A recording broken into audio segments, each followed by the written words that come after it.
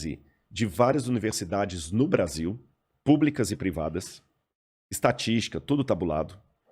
E ele copiou um tipo de análise que também foi feita nos Estados Unidos em universidades sérias, como Yale, Harvard, Princeton e outras mais, Berkeley, na Califórnia. E essas pesquisas mostraram que o índice de pensamento próprio e positivo e pessoal, melhor dizendo, pensamento pessoal de alunos universitários é baixíssimo. Então. A falta Formular ideias próprias, pensamentos baixíssimo, próprios. baixíssimo.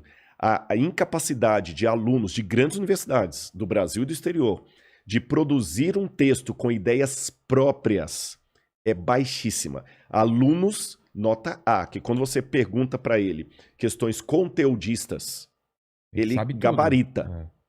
Ele repete com precisão tudo que o professor falou, o mantra todinho. Mas quando você tira o conceito colocado, inculcado em sala de aula e fala assim, agora se vira sozinho, ele não sabe se expressar. Dificuldade de se expressar por escrito. Por que a gente até brincou que livro é cultura inútil? Porque agora mesmo muitos alunos com diploma não querem mais ler um livro dessa grossura.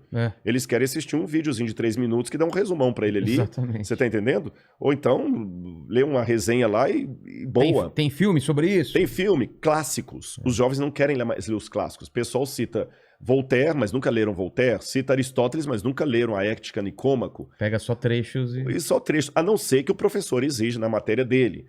Olha, eu quero aqui que vocês leiam, eu estou dando uma matéria para vocês, por exemplo, aqui de Nietzsche, e eu gostaria que vocês lessem o Anticristo de Nietzsche, de capa a capa, beleza. Mas fora esses dados, a maior parte dos alunos nunca leram os autores clássicos que eles estão citando. Então, isso está faltando, isso está, assim, verificado de maneira estatística, não é achismo meu. Muito preocupante. Agora você pergunta o que fazer. Bom, Thomas Kuhn falava sobre as revoluções científicas. Né, que as coisas acontecem quando um boom acontece. A revolução. Eu acredito, eu não quero ser ingênuo em relação ao estado que estamos vivendo do Covid. Mas o Covid revolucionou o mundo. Revolucionou o mundo. Você tá entendendo? A gente foi obrigado a se adaptar. Adaptar um monte de coisa. E sempre após uma crise, alguma coisa acontece. Apesar de eu não ser, como falei, ingênuo a ponto de acreditar naqueles mantras, agora o pessoal ficou mais solidário, o pessoal ficou mais otimista, mais legal, mais da hora. Não, pelo contrário. Agora que as crises afloraram mais ainda. Agora que tem um monte de marido matando mulher, mulher matando marido, professora desesperada pedindo a escola para levar os meninos de volta. Mas apesar disso... Casamento terminando, gente não aguentando mais conviver. Essas crises também produzem heróis.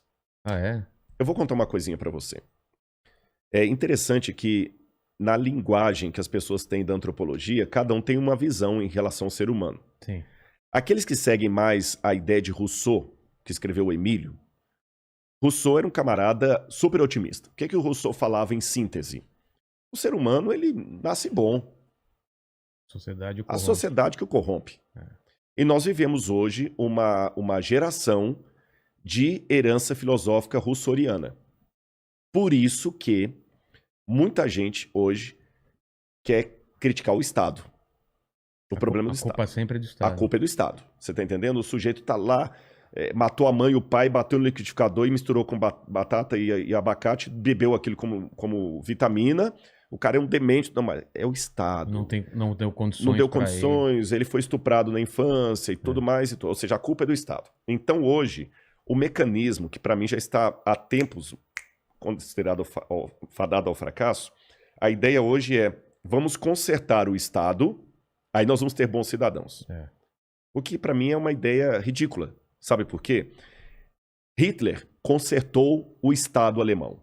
Hitler pegou uma Alemanha, se eu avaliar Hitler do ponto de vista administrativo, econômico, político, Hitler merecia um prêmio Nobel. Só que o camarada... quase ganhou. Quase ganhou. Só que o camarada era um demônio. Porra! 6 milhões de judeus nas costas dele. Não tem uma figura mais próxima do demônio do que Hitler. Mas só que ele não deu um tiro.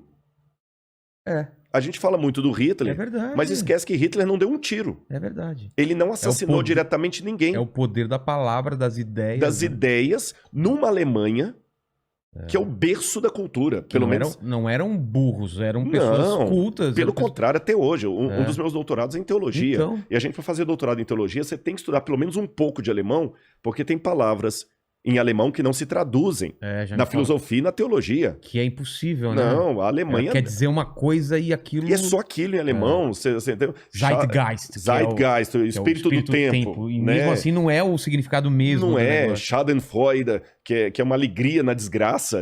Então tem muita coisa. Eu não falo alemão, mas eu tive que aprender um pouco de alemão para poder entender o pensamento alemão.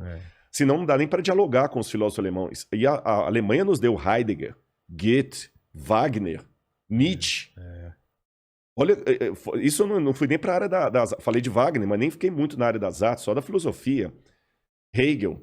Então, quer dizer, a Alemanha, apesar de toda essa influência intelectual, de peso, Foi levada por um cara. foi levada por um cara que nem alemão era, medíocre.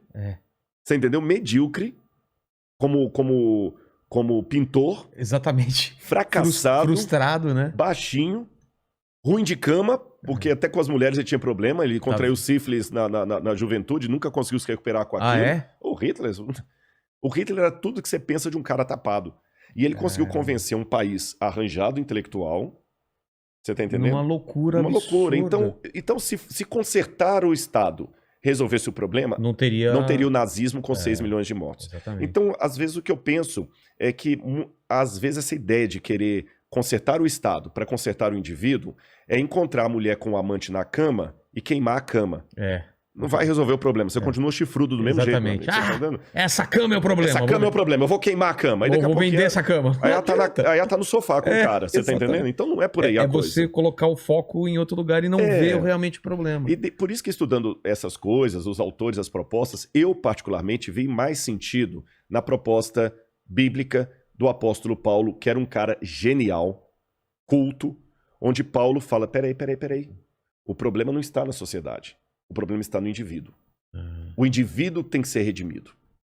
Se você não levar redenção para o indivíduo, você pode dar comida para ele, cultura, educação, tudo, ele vai virar um monstro. E Paulo tinha razões para falar isso, porque ele estava sentenciado à morte por um cara chamado Nero, que teve tudo na vida que Paulo não teve e muita gente não teve.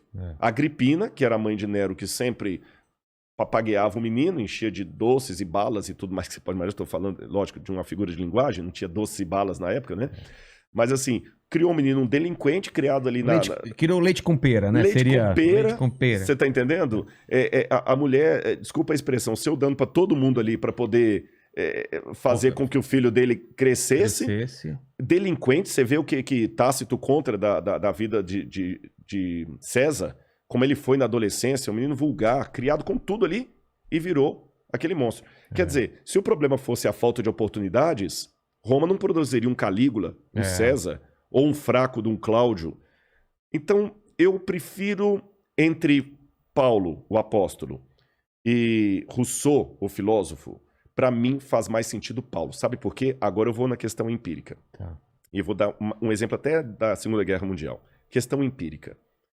Quando você chega com uma proposta de reformar o Estado para torná-lo melhor, mais igualitário, isto não diminui a população carcerária. Mas quando você joga uma Bíblia lá dentro, você tem um monte de ex-bandidos que agora você pode confiar a sua casa com o cofre aberto na mão dele que ele não faz mais nada. E eu nunca vi gente falando sobre isso como uma coisa real, porque é real isso. Exatamente. É real. É real. E por quê? É isso que tá aí. Porque é a transformação do indivíduo. E é isso que eu desafio o pessoal, a transformação do indivíduo. As pessoas não querem se transformar. Isso aqui eu aprendi até nem foi só com a Bíblia, não. Foi com a cultura hindu.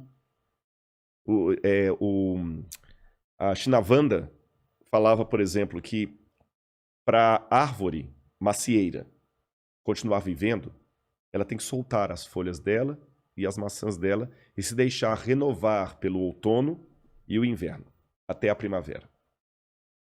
E ele fala, o ser humano é a única árvore que no outono não quer soltar as folhas. É a metáfora para que não soltar as folhas seria o quê? Não se despir de... Não se despir de preconceitos, de tá. mudança de vida. O máximo que a gente quer é ser melhor cidadão, melhor pai, É.